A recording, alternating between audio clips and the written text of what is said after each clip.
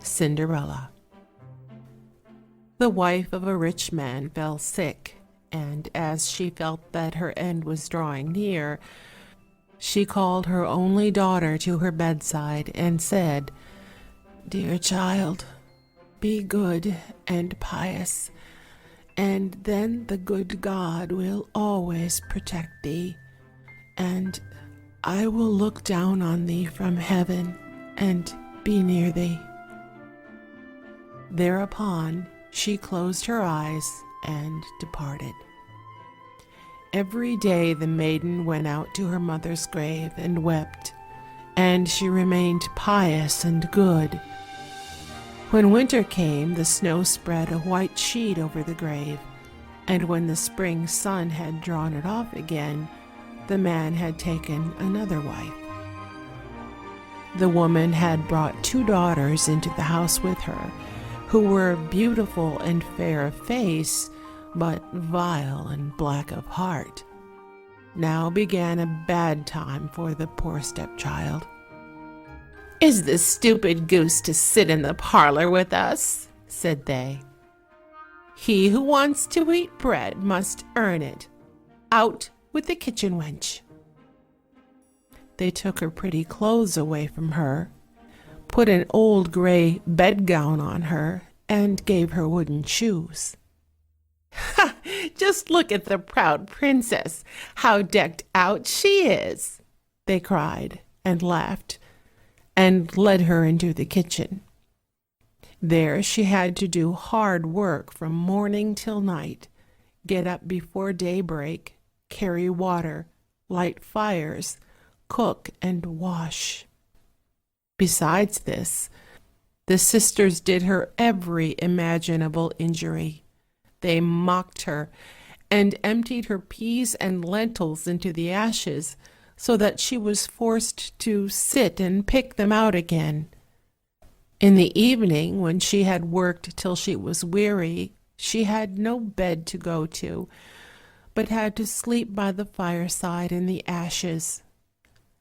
And as on that account she always looked dusty and dirty, they called her Cinderella. It happened that the father was once going to the fair, and he asked his 2 stepdaughters what he should bring back for them. "Beautiful dresses," said one. "Pearls and jewels," said the second. "And thou, Cinderella," said he, "what wilt thou have?" "Father, break off for me the first branch which knocks against your hat on your way home." So he bought beautiful dresses, pearls, and jewels for his 2 stepdaughters, and on his way home, as he was riding through a green thicket, a hazel twig brushed against him and knocked off his hat. Then he broke off the branch and took it with him. When he reached home, he gave his stepdaughters the things which they had wished for, and to Cinderella he gave the branch from the hazel bush. Cinderella thanked him, went to her mother's grave, and planted the branch on it, and wept so much that the tears fell down on it and watered it. And it grew, however, and became a handsome tree. Thrice a day Cinderella went and sat beneath it, and wept and prayed, and a little white bird always came on the tree, and if Cinderella expressed a wish, the bird threw down to her what she had wished for. It happened, however, that the king appointed a festival which was to last 3 days, and to which all the beautiful young girls in the country were invited, in order that his son might choose himself a bride. When the 2 stepsisters heard that they too were to appear among the number, they were delighted, called Cinderella, and said, "Comb our hair for us, brush our shoes, and fasten our buckles, for we are going to the festival at the king's palace." Cinderella obeyed, but wept because she too would have liked to go with them to the dance, and begged her stepmother to allow her to do so. Thou go, Cinderella, said she. Thou art dusty and dirty, and wouldst go to the festival? Thou hast no clothes and shoes, and yet wouldst dance. As, however, Cinderella went on asking, the stepmother at last said, I have emptied a dish of lentils into the ashes for thee. If thou hast picked them out again in 2 hours, thou shalt go with us.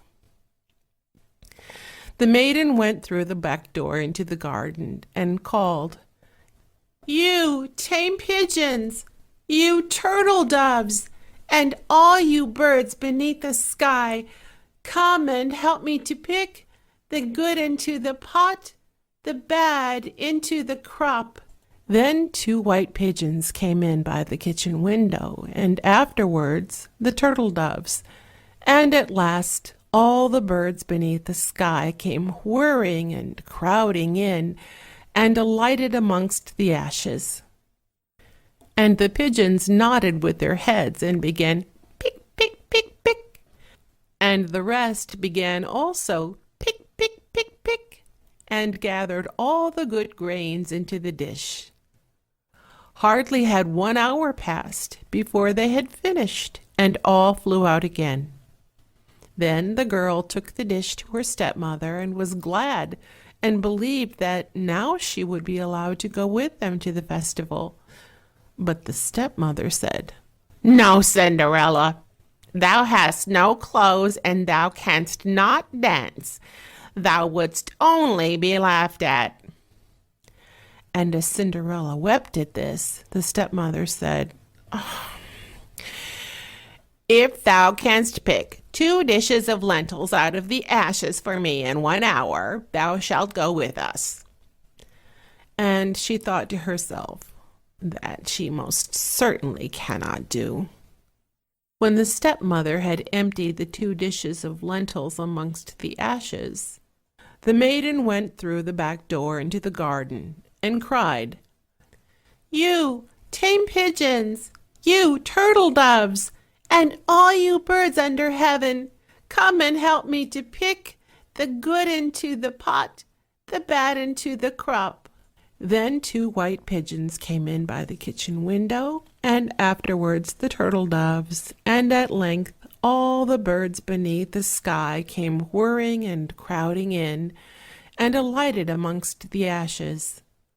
And the doves nodded with their heads and began pick, pick, pick, pick, and the others began also pick, pick, pick, pick, and gathered all the good seeds into the dishes. And before half an hour was over, they had already finished, and all flew out again. Then the maiden carried the dishes to the stepmother and was delighted, and believed that she might now go with them to the festival.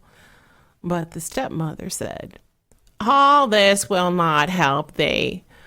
Thou goest not with us, for thou hast no clothes and canst not dance. We should be ashamed of thee. On this, she turned her back on Cinderella and hurried away with her 2 proud daughters. As no one was now at home, Cinderella went to her mother's grave beneath the hazel tree and cried, Shiver and quiver, little tree, silver and gold throw down over me. Then the bird threw a gold and silver dress down to her, and slippers embroidered with silk and silver. She put on the dress with all speed and went to the festival.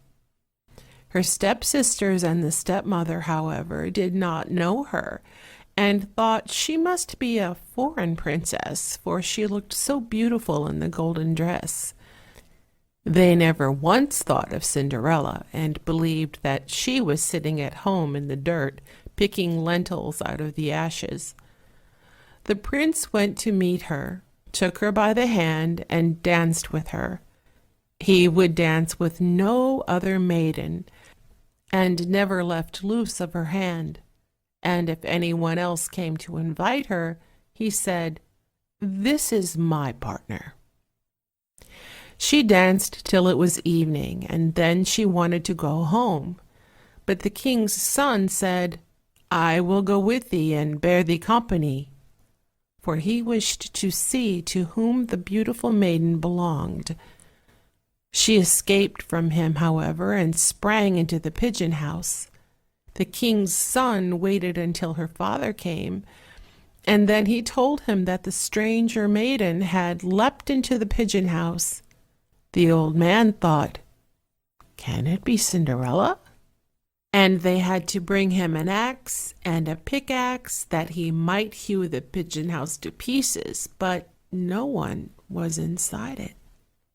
And when they got home, Cinderella lay in her dirty clothes among the ashes, and a dim little oil lamp was burning on the mantelpiece. For Cinderella had jumped quickly down from the back of the pigeon house and had run to the little hazel tree, and there she had taken off her beautiful clothes and laid them on the grave, and the bird had taken them away again, and then she had placed herself in the kitchen amongst the ashes in her gray gown. Next day, when the festival began afresh, and her parents and stepsisters had gone once more, Cinderella went to the hazel tree and said, "Shiver and quiver, my little tree, silver and gold throw down over me." Then the bird threw down a much more beautiful dress than on the preceding day, and when Cinderella appeared at the festival in this dress, everyone was astonished at her beauty. The king's son had waited until she came, and instantly took her by the hand and danced with no one but her. When others came and invited her, he said, "She is my partner." When evening came, she wished to leave, and the king's son followed her and wanted to see into which house she went. But she sprang away from him and into the garden behind the house. Therein stood a beautiful tall tree on which hung the most magnificent pears. She clambered so nimbly between the branches like a squirrel that the king's son did not know where she was gone. He waited until her father came and said to him, "The stranger maiden has escaped from me, and I believe she has climbed up the pear tree." The father thought, "Can it be Cinderella?" and had an axe brought and cut the tree down, but no one was on it. And when they got into the kitchen, Cinderella lay there amongst the ashes as usual, for she had jumped down on the other side of the tree, had taken the beautiful dress to the bird on the little hazel tree, and put on her gray gown. On the third day, when the parents and sisters had gone away, Cinderella went once more to her mother's grave and said to the little tree, "Shiver and quiver, my little tree, silver and gold throw down over me." And now the bird threw down to her a dress which was more splendid and magnificent than any she had yet had, and the slippers were golden. And when she went to the festival in the dress, no one knew how to speak for astonishment. The king's son danced with her only, and if anyone invited her to dance, he said, "She is my partner." When evening came, Cinderella wished to leave, and the king's son was anxious to go with her, but she escaped from him so quickly that he could not follow her. The king's son had, however, used a stratagem, and had caused the whole staircase to be smeared with pitch, and there, when she ran down, had the maiden's left slipper remained sticking. The king's son picked it up, and it was small and dainty and all golden.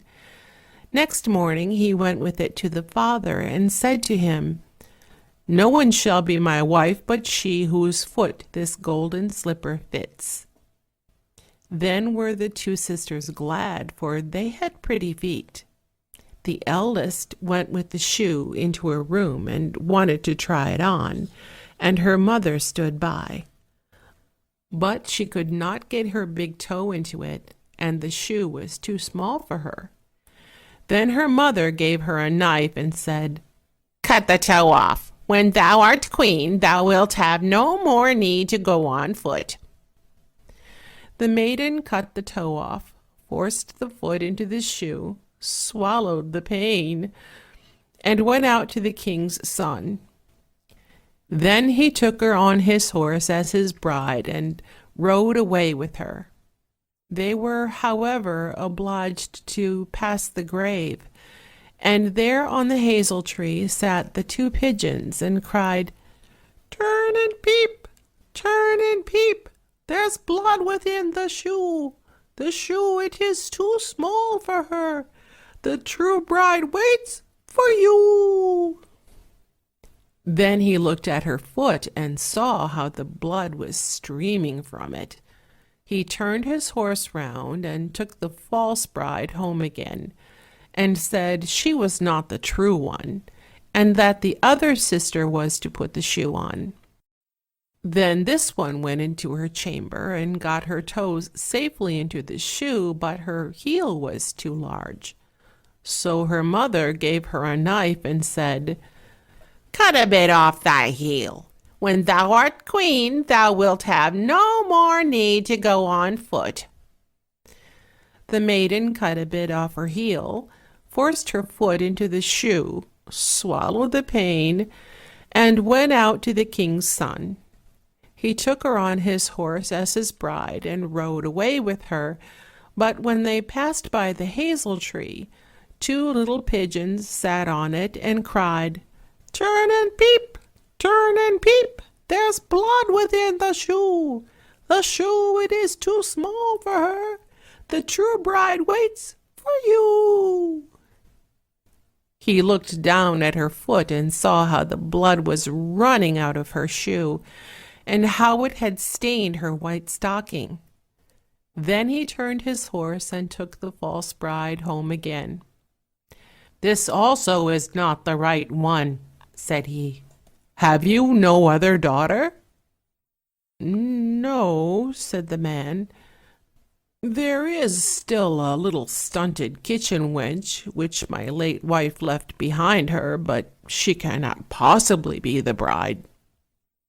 The king's son said he was to send her up to him, but the mother answered, "Oh, no, she is much too dirty. She cannot show herself."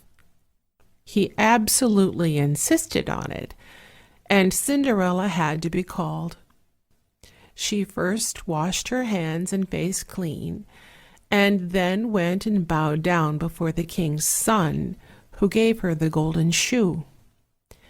Then she seated herself on a stool, drew her foot out of the heavy wooden shoe, and put it into the slipper which fitted like a glove. And when she rose up and the king's son looked at her face, he recognized the beautiful maiden who had danced with him, and cried, "That is the true bride!" The stepmother and the two sisters were terrified and became pale with rage. He, however, took Cinderella on his horse and rode away with her. As they passed by the hazel tree, the two white doves cried, "Turn and peep, turn and peep, no blood is in the shoe. The shoe is not too small for her. The true bride rides with you." And when they had cried that, the two came flying down and placed themselves on Cinderella's shoulders, one on the right, the other on the left, and remained sitting there. When the wedding with the king's son had to be celebrated, the two false sisters came and wanted to get into favor with Cinderella and share her good fortune. When the betrothed couple went to church, the elder was at the right side and the younger at the left, and the pigeons pecked out one eye of each of them. Afterwards, as they came back, the elder was at the left and the younger at the right, and then the pigeons pecked out the other eye of each. And thus, for their wickedness and falsehood, they were punished with blindness as long as they lived. End of story.